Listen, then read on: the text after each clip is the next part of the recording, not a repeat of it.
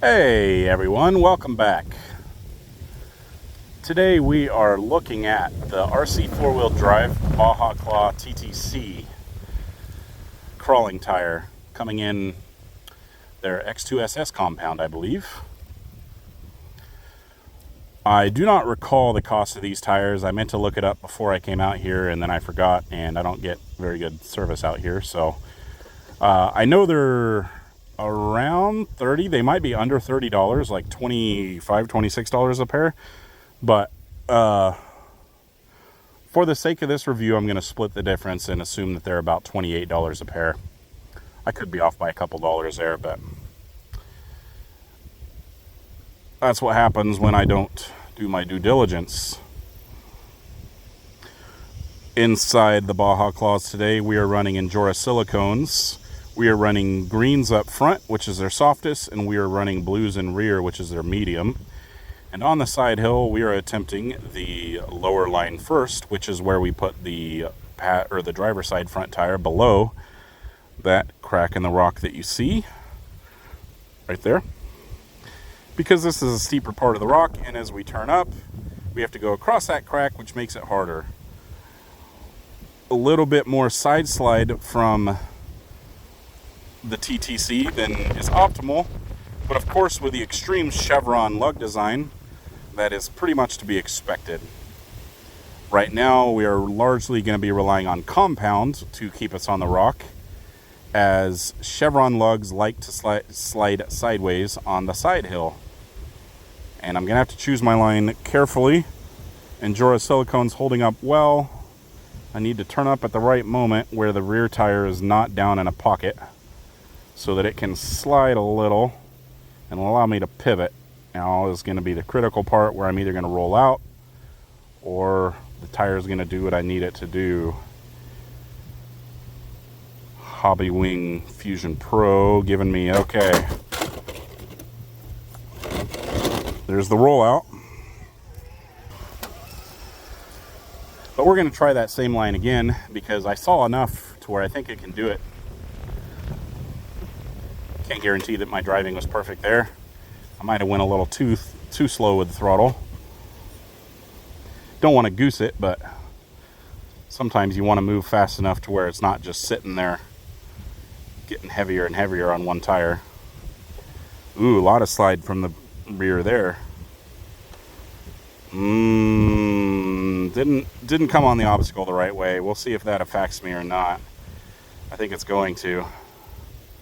That rear tire is a little too far.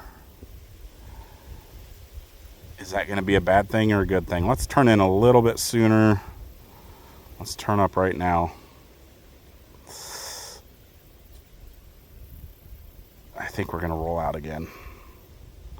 Let's get more. As I come across right there where those two cracks intersect, that's where we get a big problem, but that's also where the rear comes around. Oh, okay. I could do that with throttle. I need to quit talking and concentrate because that is manageable with the right level of throttle. The first time I did too little, the second time I did too much. So we need to, God dang it. That was too much. All right. Baja Claw is not making the side hill easy. I do believe that they're capable, but it is definitely one of those tires that I think requires spending a little bit of time with it and figuring out what it likes. And that's going to be an early rollout. They just slide sideways a lot.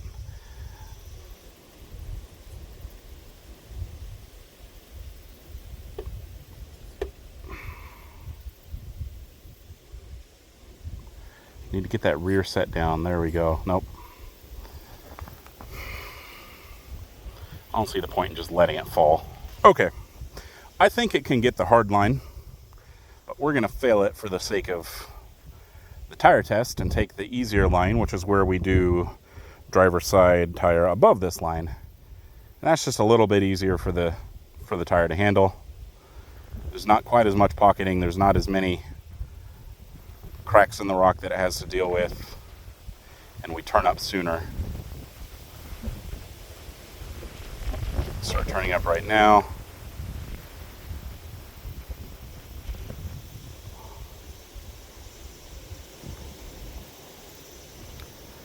Yeah. No problems on the easier line. Actually good repositioning. The slide of the tire really allows it to reposition well, because when you're repositioning on a side hill like this and you're trying to reposition either 90 or 180 degrees and kind of just change direction, having the rear end be able to slide and allow you to pivot around is pretty useful. But there are some trade-offs to that, and sometimes that trade-off is that the tire wants to slide sideways all the time, which the Baja Claw kind of does. Now, it's not terrible, and it's a pretty predictable slide. So again, I think you spend some time with the tire, you could learn to drive around it. You could learn what you need to do to mitigate that and to handle that. But for the sake of our testing, you know, we can't really take that into account, because I'm not going to spend 2 hours driving the tire first. I'm not going to do it on camera, and I was afraid of that.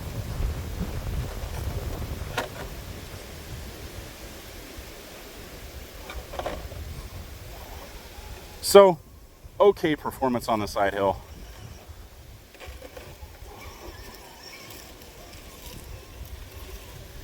But a little bit too much slide.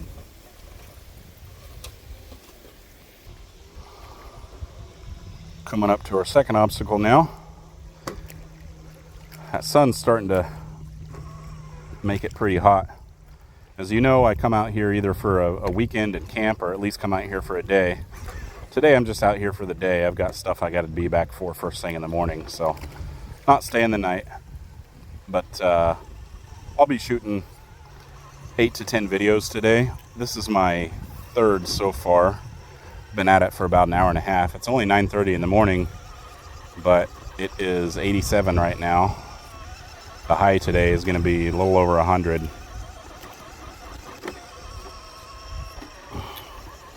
And after this review, I'm going to have to stop and charge my phone battery. So it's going to be pretty miserable coming up here in a little bit, and we might start getting... I've tested, I think, all the compounds of tire that I think could be, that the heat could cause problems with. I'll have tested after this one, so hopefully we won't be dealing with any issues there. But the Baja Claw, not loving this obstacle either, where we need to go over sideways and hook. We keep sliding back. Right as I need to get the hook, we slide back. A little bit more wheel speed. A little less wheel speed. Get rid of that bounce. So this is one of those obstacles that has changed and become more difficult as it has eroded and the surface of it has become very slick, which is something that happens on sandstone that people don't seem to talk about. Is sandstone's a high grip surface, but it's not always a high grip surface. Sandstone goes through erosion cycles, and there are times where the surface of it is very slick and polished, and there's no loose sand. There's no sand feel to it at all, and you don't have any of that grip. And this specific rock, that's where it's at in its erosion cycle. Now that'll pass. It will, you know, it's a cycle, so it'll become more sandy at some point. But the lake was very high recently. This whole obstacle, well, the whole course really was underwater, but this obstacle spent weeks underwater. And I think it was already getting that way in the first place, and that just kind of finalized it. And the Baja Claw, not liking it. Not able to deal. We're going to give it one more chance.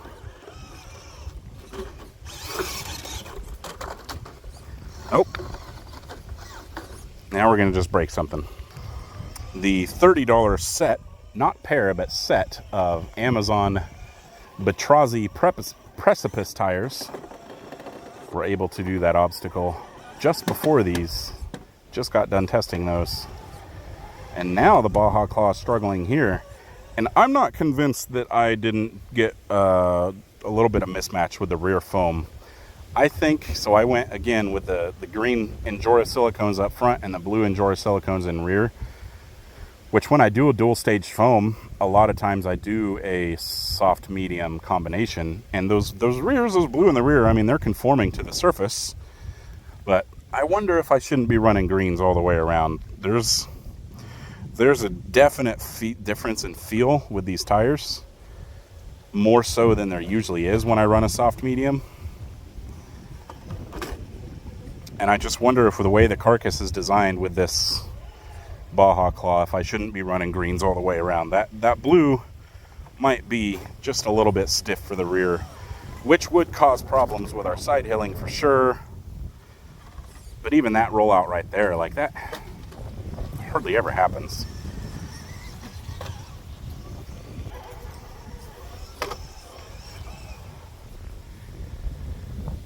And sometimes foam mismatches are something that we just have to deal with.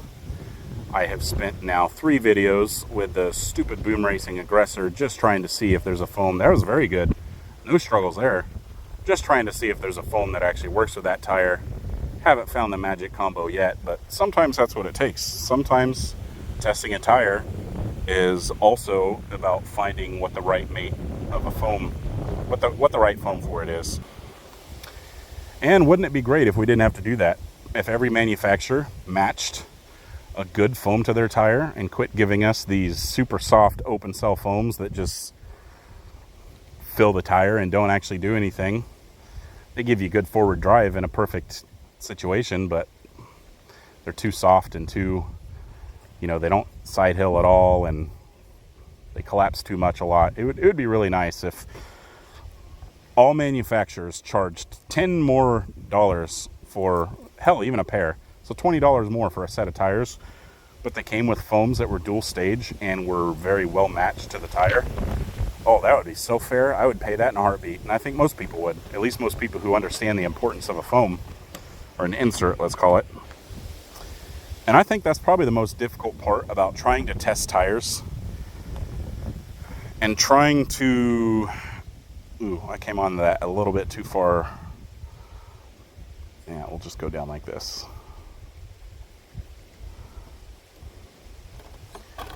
Especially if you're trying to test tires and compare them against one another, which is one of the reasons why I don't like saying, like, I don't like doing videos where what's the best tire, what's the all-around best tire you should get. Like when people ask that question, that's too much of a loaded question. The short answer is there is no best tire because it's too dependent on the situation. But even if I compare 2 tires side by side, which I will do, I've got a couple videos upcoming where I'm gonna do that. And I will state this in those videos as I do it, but sometimes you have to not necessarily take it with a grain of salt, but you have to be aware of the fact that you can have 2 tires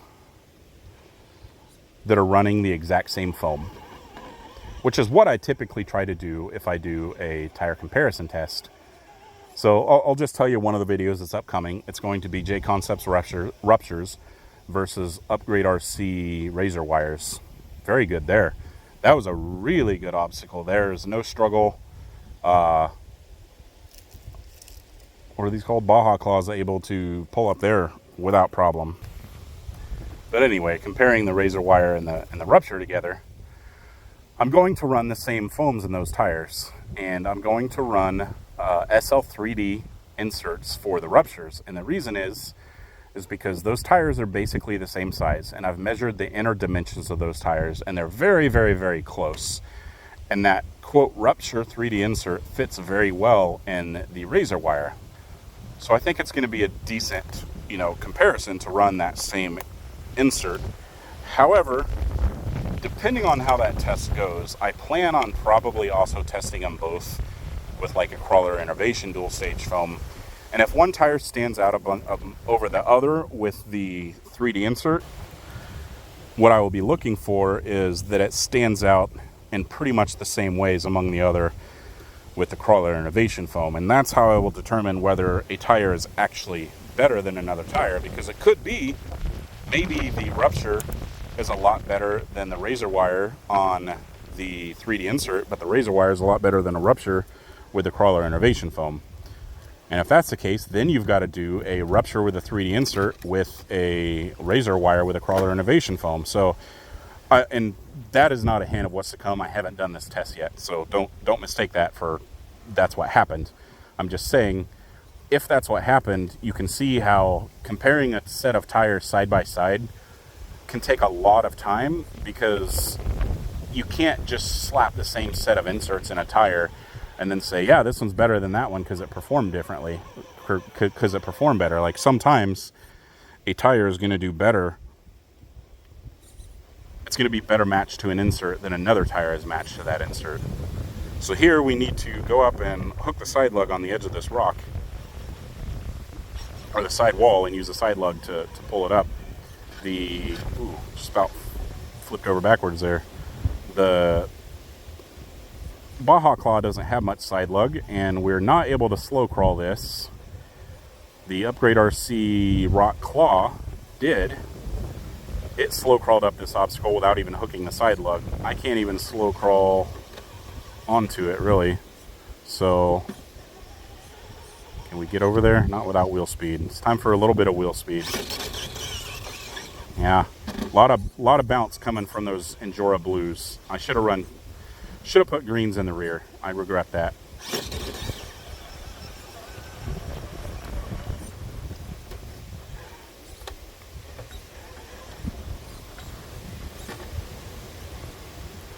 Now I'm just trying to get the truck repositioned so I can, yeah.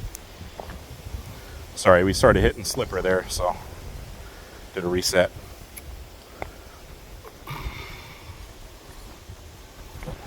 Baja Claw's honestly struggling a little more than I thought they would. I've always heard that this was a really good tire, and it does have a decent amount of forward drive.